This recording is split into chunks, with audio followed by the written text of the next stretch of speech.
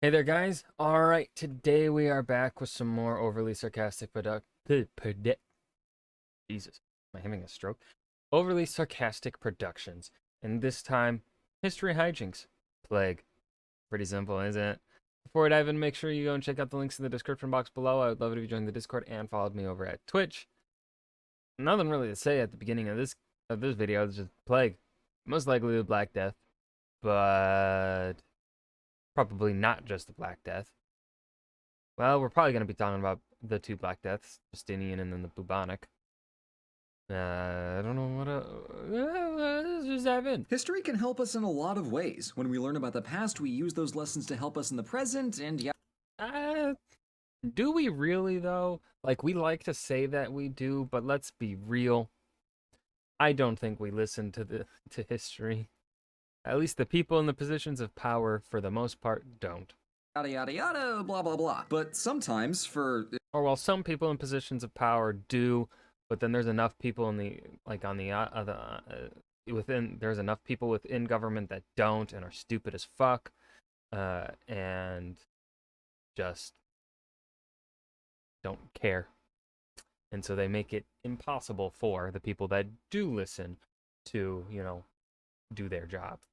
no particular reason, we just need a little escapism. Jumping back to a simpler time to just enjoy the fun stories and cool civilizations without all the stress. So today, we're gonna get 700 years away from all the worries of our modern world. Okay, so we are going to be talking about the bubonic plague. And instead, talk about plague. God, what am I doing? Okay. To take a quick peruse through this foreign and exotic chapter in the story of our world and dispel a myth or two, let's do some history. Humans have seen a lot of plaguery throughout the ages, from the Plague of Athens to the Great Plague of Justinian to the Spanish flu to whatever the hell 2020 is doing. But right now, we're going to zero in on the big one, the Black Death of 1347 to which incited the Black Death of 1347 to 1351, or Bonnie.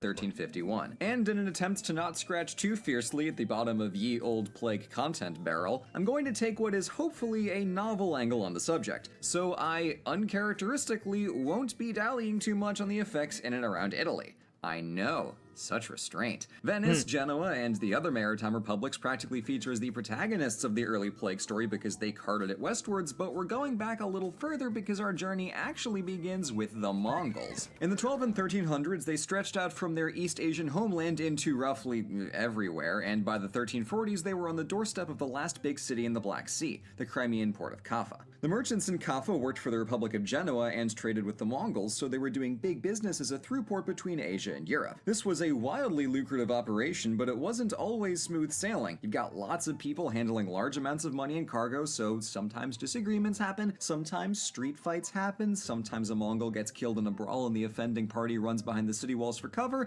and sometimes in this fully hypothetical scenario, the Mongol leader is so enraged that they decide to besiege the city about it. So in the rare event that this happens, Kafa was a lot better off than most cities on the receiving end of Mongol wrath. Whereas they could typically obliterate any city that didn't simply roll out the red carpet for their new overlords, that strategy worked best against inland cities with no long-term defenses beyond thoughts and prayers. Kafa, by contrast, was on the sea and could import supplies from Genoa all decade long to simply wait out the Mongols. The good news for Kafa is that this worked, but the bad news is that this worked slightly too well. By 1345, the Mongols had been camped outside the walls for 2 whole years.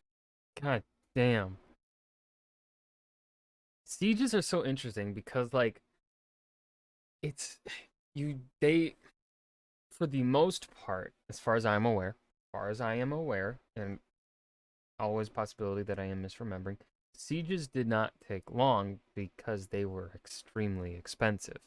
At least perhaps maybe the Mongols were able to have super cheap siege tactics, but like when it came to Europeans, Western Europeans in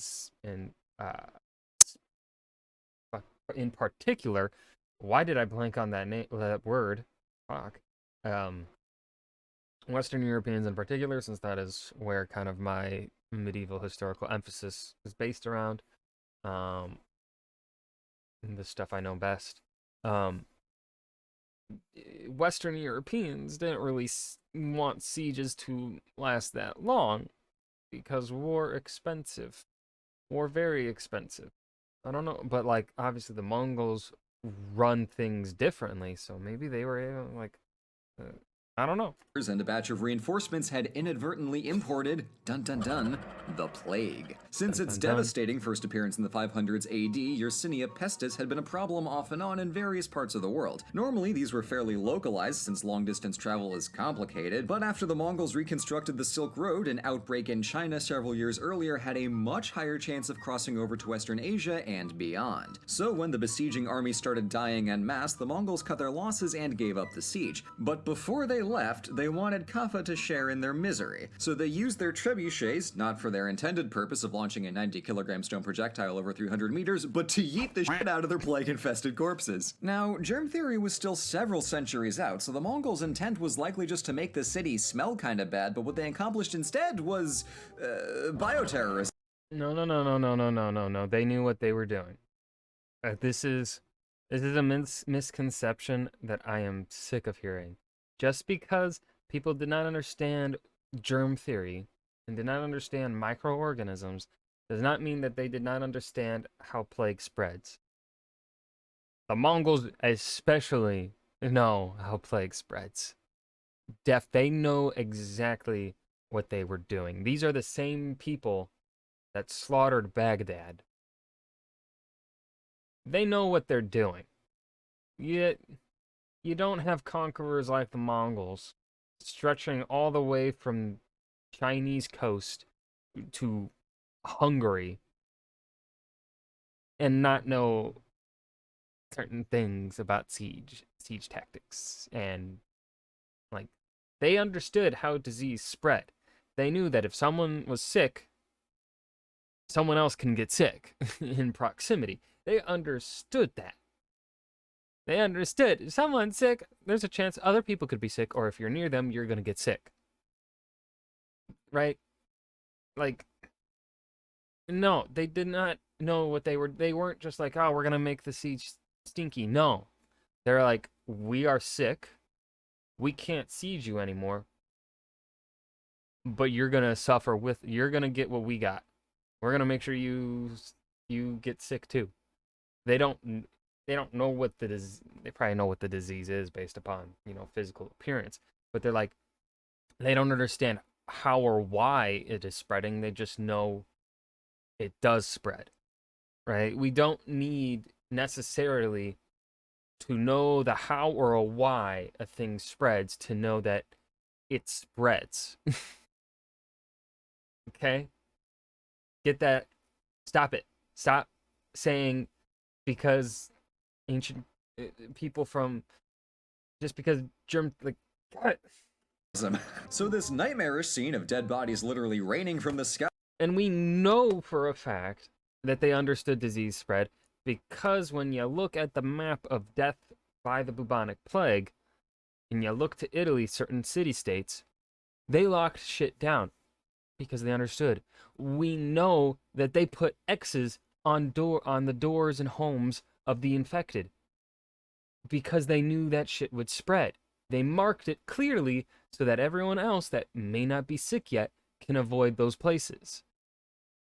There is plenty of proof out there that they understand how disease works. They just don't understand. Like, they understand essentially what you need to understand about disease. Germ theory helps us fight it, helps us fight the spread, helps us contain things better. By and large, humanity has for a very long time understood how disease spreads. Just not the microorganism part. Sky and piling into mountains of corpses had the added. So now I'm kind of like, that misconception is so frustrating because it's not hard to debunk. It literally just honestly takes a few more seconds of thinking and looking at the historical sources, which I know what makes this especially frustrating is that Blue knows this. He should know this because he's a Florence nerd. He's an Italian Renaissance nerd, which this is that time period. He should be aware of this, of the Italians closing things off. Ugh. effect of plague stuff. And for the people of Kafa who remained totally chill through the past 3 years of siege, this is what finally made them bounce. Unfortunately for everyone in a 2,000-mile radius, these getaway boats made some stops. Constantinople, Alexandria, Sicily, Marseille, northern Italy, and then everywhere else. But ultimately, when the medieval world was so interconnected both over land and by sea, it was only a matter of time before the already active plague made its way west, Kafa or otherwise. So, with the disease making its way through the world, and again, I know it's hard to insert yourself into this 14th century perspective, but just try and suspend your disbelief for the sake of the history. Let's take a look at how it got around. The problem for containment was that nobody knew how it spread, so nobody Blue, I'm actually getting disappointed here.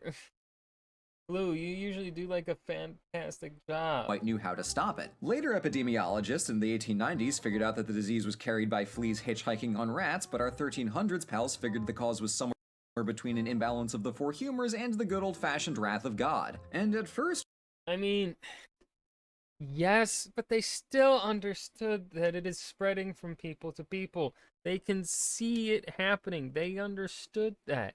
And they did take measures to lock down. Like, especially in Italy. I can't remember which city-state. There was this book. I was in a Italian Renaissance class.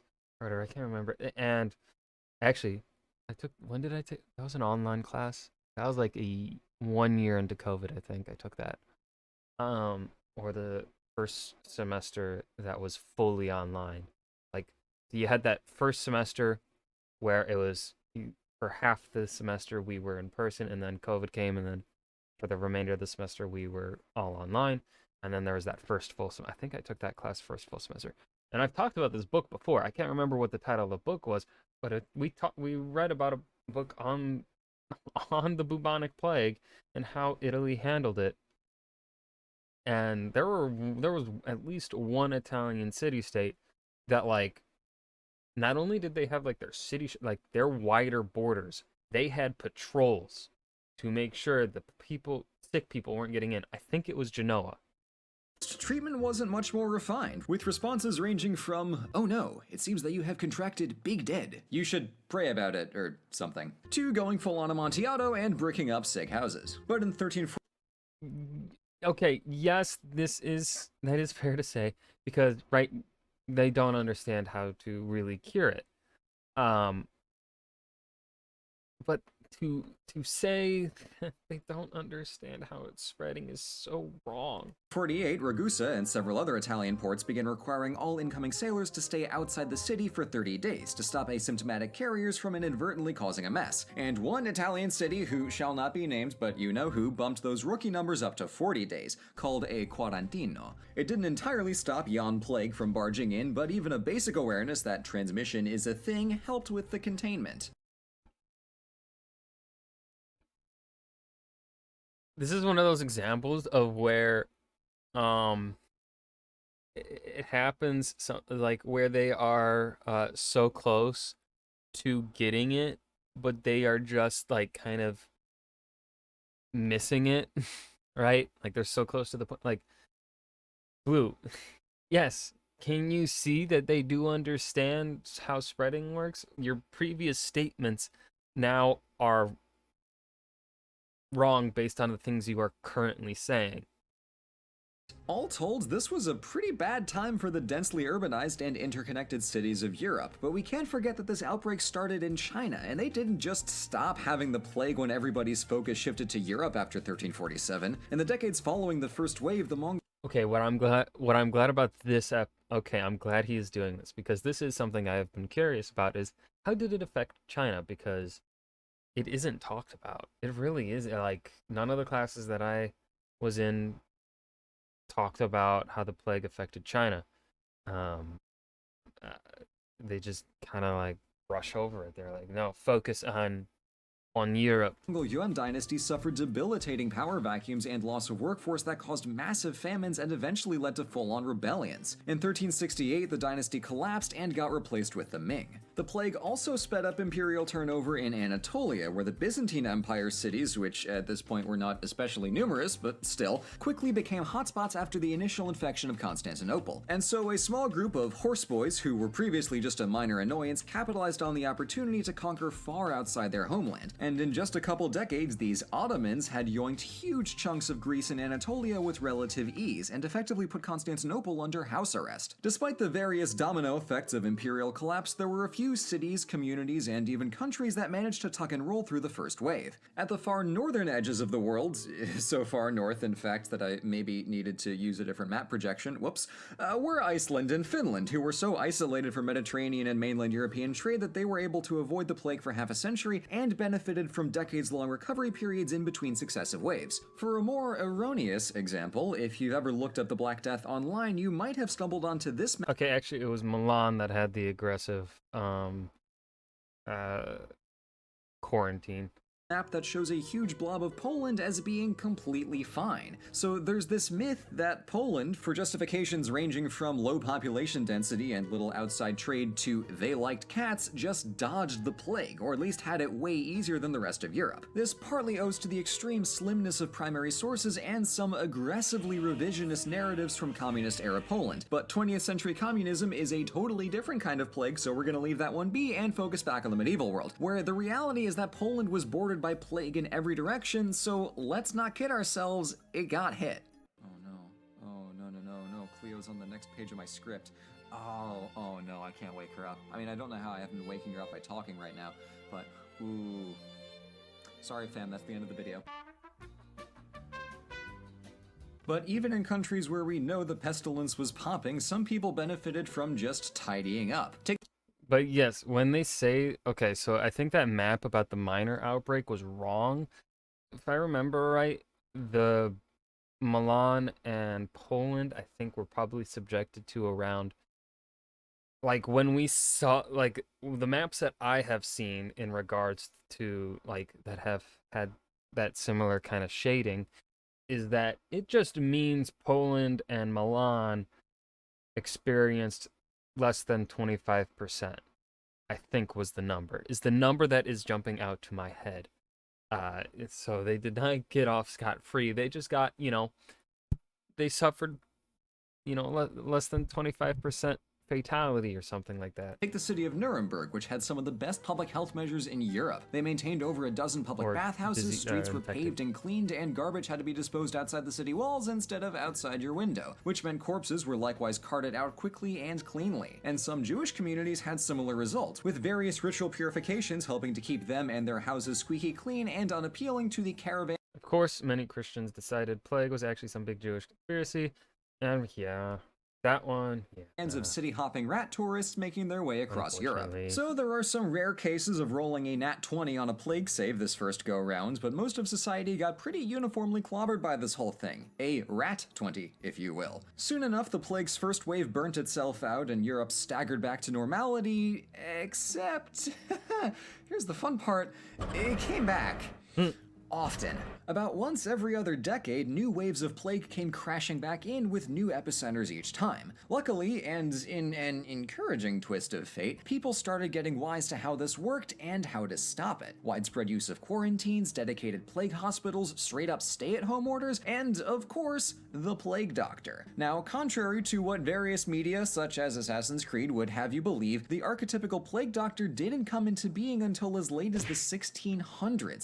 You get your early 1700s outfit wearing mid-1600s hypodermic syringe having anachronistic beak out of here. The original suit, designed by Charles Delorme, featured a full-body covering with a beaked leather mask filled with perfume to keep out those dastardly bad airs which were thought to cause the plague. But this mask is a little rudimentary and not very advertiser-friendly, and it wasn't until a century later, when plague was largely in the rearview mirror, that Delorme's design was fancied up and aesthetic to all hell by way of the Italian Commedia dell'arte and Venetian Carnevale masks, which is where we get the beak chic that we all love. So despite the fact that plague was Rick Stevesing its way over Europe for 3 straight centuries, it was only after the rats Rudimentary plague doctors were active during 17th century outbreaks, but they were barely trained, most served as death counters and didn't look spooky. Returns to their day jobs that the Plague Doctor, as we know him, was born. And that's a quick rundown of the barrel of laughs that is the Black Death. And while I could say more because there's always more plague to discuss, am I right? I'm calling it here because the last few months have been a time and your boy just needs a nap. So stay safe, read up on some plague history, and make like our friend Il Medico by wearing your goddamn mask. Thank you so much for watching. And that was Plague, History Hijinks by Overly Sarcastic Productions. This video was, not gonna lie, pretty weak from Blue here. I didn't care for this one. I don't think he did that good of a job. Mainly, my main issue pretty much purely stems around from the misconception that just because people did not understand germ theory was that they did not understand the spreading of plagues. They understood, yes, they did get some things wrong, but they understood the important bit, which is plague spreads from thing to thing. That's pretty much all you need to know. Yes, there was no way for them to really know which thing was the origin of these plagues, right? They didn't understand that it was the fleas. Like, how could they? They didn't have the means to track that, really. So there was no way for them to know. So we cannot blame them for that. We cannot blame medieval people for that. Yeah, it's just such an annoying misconception. I hope you guys enjoyed. Remember to hit that like button and subscribe for more, and I will see you guys in the next video. Peace.